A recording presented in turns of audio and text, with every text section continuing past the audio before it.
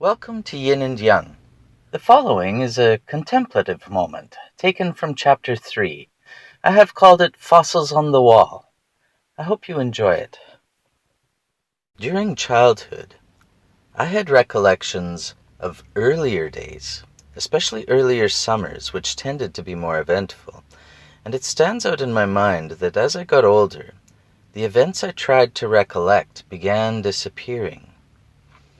They became over time less of a memory and more like a shadow of a memory. I knew that an event occurred, and I tried to recollect it, but I could no longer see it in the splendid brilliance that my earlier memories once afforded. What was crystalline became a foggy reminiscence. I distinctly remember grieving this experience as if I were losing my own life. Why am I no longer able to find pleasure in the memory of that summer? I would think to myself. And as we age, our entire childhood becomes like the memory of a dream. When you first awaken, it is fresh and you want to recall it, bring it back to mind.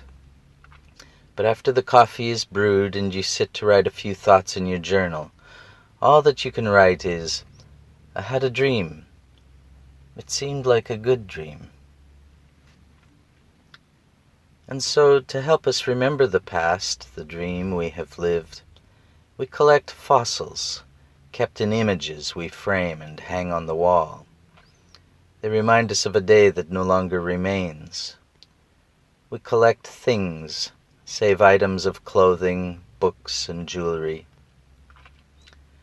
We might bring out an old pair of cufflinks and recall how dashing we once were. Certain cherished items, such as a wedding ring passed down from one generation to the next, dishes, a car, an old pocket watch. These are all touchstones to the past, connected with the past in a material way. It keeps the past alive somehow, brings it to the present, and perhaps proves that we once lived somewhere. We once achieved something. We use stories for much the same reason. We are historical creatures, born at a specific time, place, and culture, and this trinity of conditions establishes the premises of our lives. From these starting points, we move outward into the future. And what is true for the individual is true also for the cultures we are embedded in. Our cultures carry a memory in the stories we tell, the artifacts we house in our museums, and the very land on which we live. This memory too becomes more dreamlike as we progress through time, such as Greek and Roman mythology, the Bible, Camelot.